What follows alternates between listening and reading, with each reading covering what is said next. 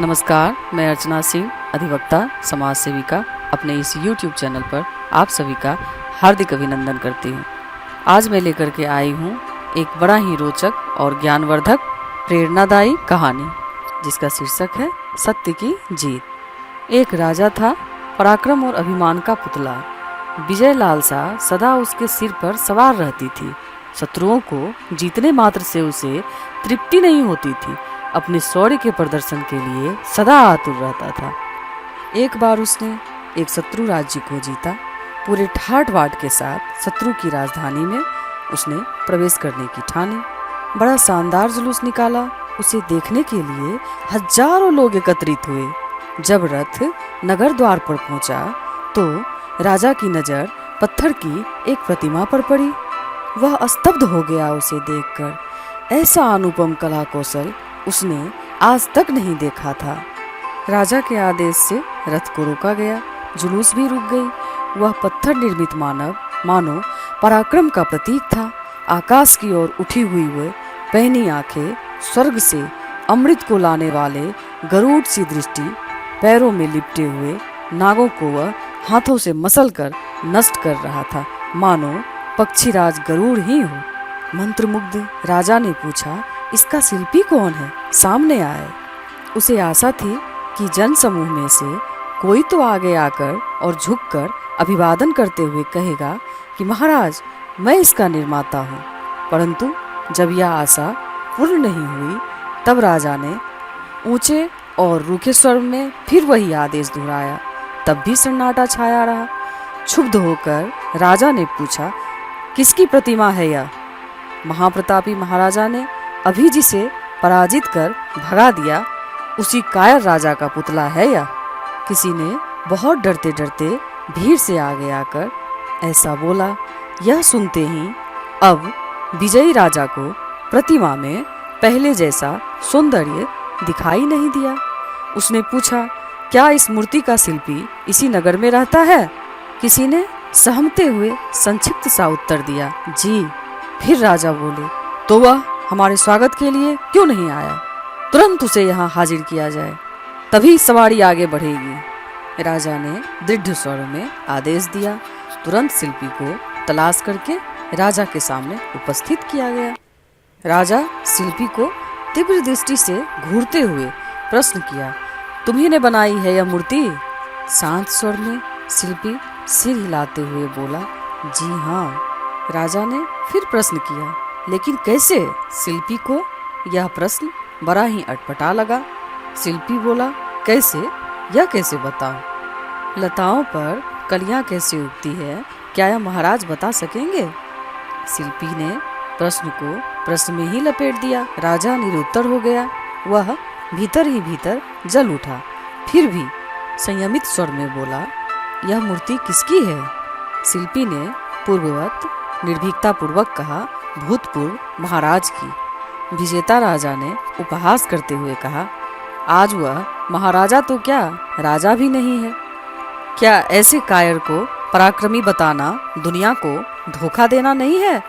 शिल्पी ने निर्भयता पूर्वक कहा, यदि मैं आज आपकी प्रतिमा बनाऊं तो कल उसके संबंध में भी यही होगा। ऐसा सुनते ही राजा के मस्तक पर प्रश्नात्मक रेखाएं खिंच गई और उन्होंने शिल्पी को देखते हुए कहा, क्या मतलब? शिल्पी ने सिर झुकाकर हाथ जोड़ते हुए कहा, आज आप वीर विजेता के रूप में नगर प्रवेश कर रहे हैं। कुछ दिन भूतपूर्व महाराजा ने भी इसी प्रकार प्रवेश किया था और उसी की स्मृति में मैंने यह प्रतिमा गढ़ी थी। यदि आज मैं आपका पुतला बनाऊं तो कल आने वाला विजयी राजा उसको भी ऐसे ही अपमानित करेगा। राजा ने लाल लाल आंखों से शिल्पी की ओर देखा और दृढ़ संयत स्वर में कहा, कलाकार, तुम्हारा हाथ पत्थर से स्वर्ग का निर्माण भले ही कर ले, किंतु तुम्हारी जीभ तुम्हें रसातल की ओर ले जा सकती है। शिल्पी सिर झुकाते हुए कहा, राजन, कलाकार की जीभ और हाथ अलग नहीं होते, उसका मस्तिष्क और हृदय भी अलग अलग नहीं होता। राजनीति भले ही वीरांगना हो, कलाकार की नीति तो पतिव्रता है। वह मानती है कि जीवन में एक ही सत्य है और वह है परम सत्ता के आलोक में विकसित हो। जैसे कोई ज्वालामुखी धीरे धीरे सुलगने लगे, उसी तरह शिल्पी के एक एक शब्द से राजा का क्रोध प्रज्वलित हो रहा था। अब वह सहसा फूट पड़ा। वह चिल्ला उठा। किसी और ने यह बात कही होती तो उसे सिर काट कर दंड दे देता, परंतु फिर वह मुस्कुरा पड़ा और बोला, मैं तुम्हें बिल्कुल मामूली दंड दूंगा। सारी जनता के समक्ष तुम्हें इस मूर्ति को तोड़कर चूर चूर करना होगा। भीड़ में तहलका सा मच गया, कानाफूसी होने लगी। केवल 3 ही स्थिर और शांत थे, राजा, शिल्पी और मूर्ति। एक एक क्षण एक युग जान पड़ता था। कई क्षण बीत गए, लेकिन शिल्पी का मौन ना टूटा। वह अविचल भाव से खड़ा रहा। अंत में राजा ने ही चुप्पी भंग की। मेरी आज्ञा स्वीकार है? दृढ़ स्वर में शिल्पी का संक्षिप्त उत्तर था, नहीं। राजा ने कहा, तो सिर कटाने के लिए तैयार हो जाओ। शिल्पी ने कहा, हृदय गंवाने से सिर गंवाना कहीं अच्छा है। राजा फिर बोले, क्या आज तक तुमने अपने हाथ से अपनी कोई रचना नष्ट नहीं की? शिल्पी ने कहा, एक नहीं, अनेक प्रतिमाएं मैंने अपने हाथों से बनाई और नष्ट भी की है। राजा ने विस्मित होकर पूछा, किस कारण? शिल्पी बोला, क्योंकि उसमें मेरी कला पूर्णतया अवतीर्ण नहीं हुई थी। मेरे हृदय का प्रतिबिंब उसमें नहीं प्रकट हुआ था। परंतु इस प्रतिमा की तो बात ही दूजी है। यह मेरी सबसे सुंदर कृति है और मेरे काम सौंदर्य का निर्माण करना इसका विध्वंस नहीं है। उस कार्य के लिए तो ईश्वर ने राजा महाराजा पैदा किए हैं। ये सुनते ही जनता थरथर कांप उठी। उसने समझ लिया, राजा का इस तरह अपमान करने वाला उद्धत कलाकार अब कुछ ही क्षणों में परलोक का मेहमान बनने वाला है। परंतु वह चकित रह गई। राजा सिर झुकाकर खड़ा था।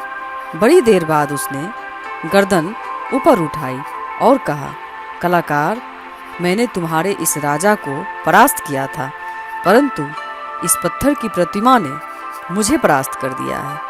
शस्त्र की जीत ही अंतिम जीत होती है, यही मेरा आज तक विश्वास था, परंतु आज तुमने मेरी आंखें खोल दी। शस्त्र की जीत अंतिम जीत नहीं होती है, सत्य की ही अंतिम विजयी होती है। यह ज्ञान आज मुझे मिला है। इस कहानी से हमें यही सीख मिली है कि सत्य को कितना भी कुचला जाए, दबाया जाए, परंतु सत्य तो अपनी छाप छोड़ ही देती है। सत्य की छाप को कोई भी धूमिल नहीं कर सकता। इसी के साथ आज की इस कथन को मैं यहीं समाप्त करती हूँ। बहुत जल्द हम फिर मिलेंगे किसी और विषय पे चर्चा करते हुए। मित्रों, मेरा यह वीडियो आपको पसंद आए तो प्लीज़ लाइक, कमेंट और सब्सक्राइब जरूर करें। धन्यवाद।